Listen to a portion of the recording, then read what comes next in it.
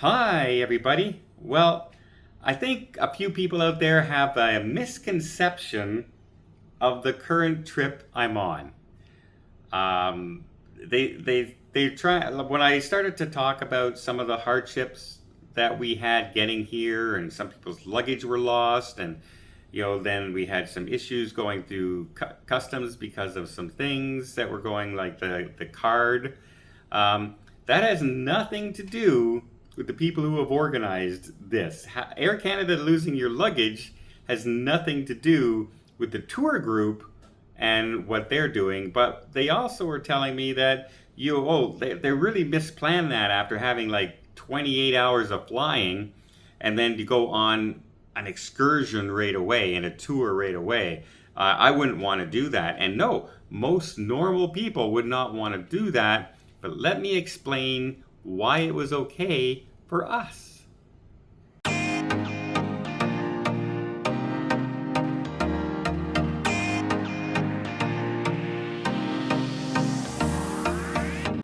Okay, so when you're flying, and quite literally 16 hours of flying, and then, started out with 6 hours of flying, then 16 hours of flying, then we had a 3 hour layover to a 4 hour layover, and then we had to get on another flight for an hour to finally arrive in Kuala Lumpur from Singapore. So 3 different flights, long night, all back to back to back. There's no layover for a day and resting or anything. And then we went on a city tour when we arrived. And the reason for that is we're not on vacation. It's a great vacation job, if you will, but every single person on this trip is either a representative of the tour company, or which is by Exotic Journeys, by the way, and they have been terrific on this cruise. We've had a great guide and everything, and this group that I'm with is all travel agents. So there's 2 people from the tour group, and then there's 9 of us that are here. Another person was supposed to be here, but they got sick before they could come. So there's 9 travel agents from different companies across Canada. And so we're all down here to learn about Malaysia and Singapore. And so what the tour company does is they gather up some of their suppliers, like the different hotel chains that are here, the excursion people that are here, and they say, look, we're bringing some travel agents down here. Would you like them to see your facilities? Would you like them to experience what you have to offer, so they could tell their other travel agents in their companies? We're all from different companies right across Canada, and spread the word to their clients, etc. So that is what we're down here doing. That is why we did a city tour to begin with, because that would be part of an itinerary. Now, if you were flying in as a group and you're coming down here to do a tour of Kuala Lumpur, you would not have jumped into this bus and driven on your city tour the minute you arrived.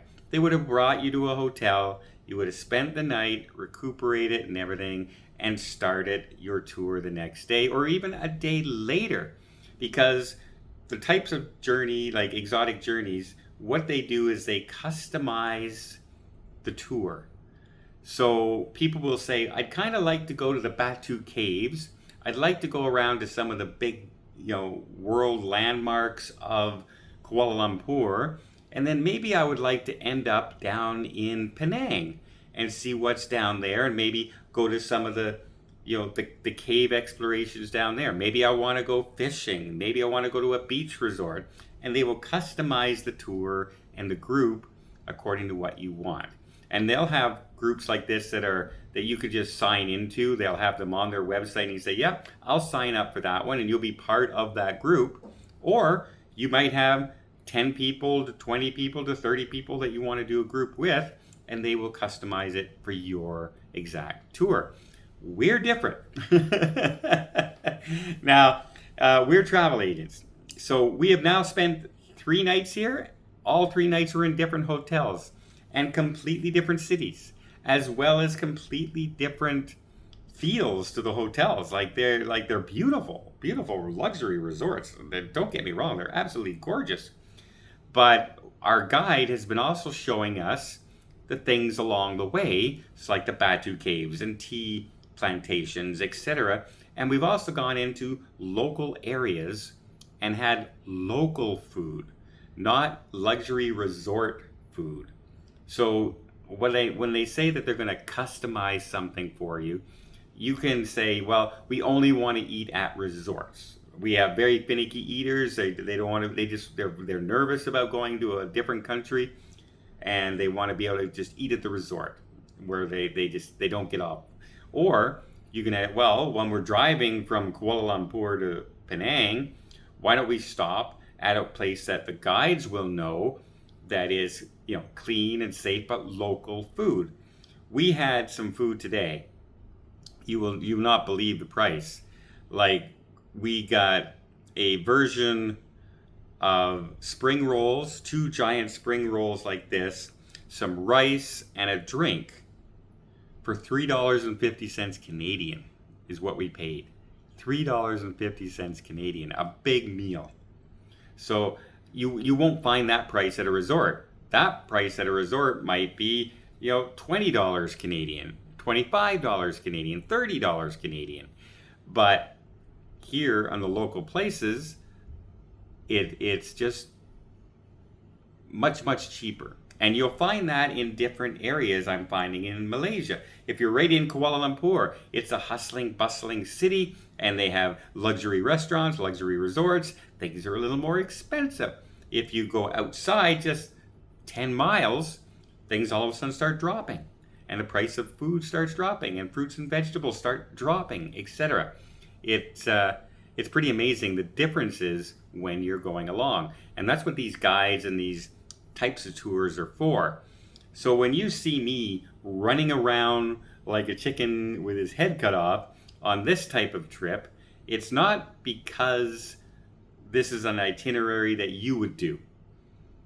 This is an itinerary that they're doing specifically for travel agents to see the different sponsors of companies that book with, Exotic Journeys, and who has, by the way, thousands of suppliers across the world, not just here in Malaysia. They're in everywhere.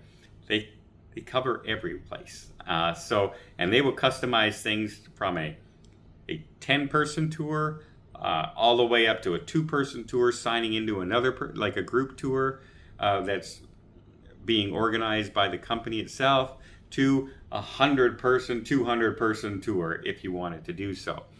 And it has been really different because this is not the type of trip I normally do. But as I'm doing this, I'm going to myself, if I ever wanted to do a group cruise and then do a land tour combination afterwards, I don't have to go through the cruise line. And I'm not stuck with only the hotel that cruise line wants to use. I can go and say, here is how many people are interested in a post-cruise or a pre-cruise tour, and what can you do for us? And get a price through this company. And it would probably come out much cheaper than the cruise lines offer, and we could customize it to exactly what you want it to do, right? There are certain things everybody wants to do, like if I'm in Iceland and I'm doing a tour, Blue Lagoon. We're going to the Blue Lagoon, everybody. Everyone wants to do that. And then they would also know, because they're local guides, other things to do. So I'm looking at this company more and more and going, I might have to look them up for things that I would love, how many times people are asking me, hey Don, can we do a post-night hotel with a group? Or can we meet up 2 days early and spend time together before group cruises? And I don't, because we do the hotels through the cruise line a lot, and I don't work, many times since the pandemic, we'll call a hotel and the hotel says, sorry, we don't do groups anymore. But they do groups with these companies, with the tour companies. So, yeah. The reason I'm running around like a chicken with his head cut off is because we're travel agents.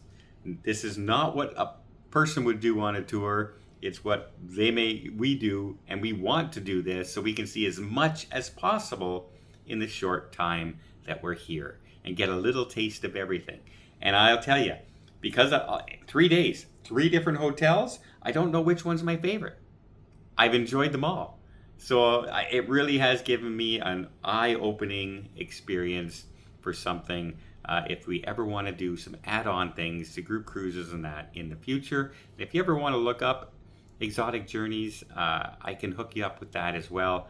Have some contacts now, find out what they're all about, and yeah, judging from my experience so far, they have been right on the money. Great guide, great driver, feel completely safe everywhere we're going, and beautiful, beautiful resorts. Cannot say enough good things. So no, they didn't plan it improperly. It's what we have to do as travel agents, because technically it's not vacation, but it's a pretty darn nice job.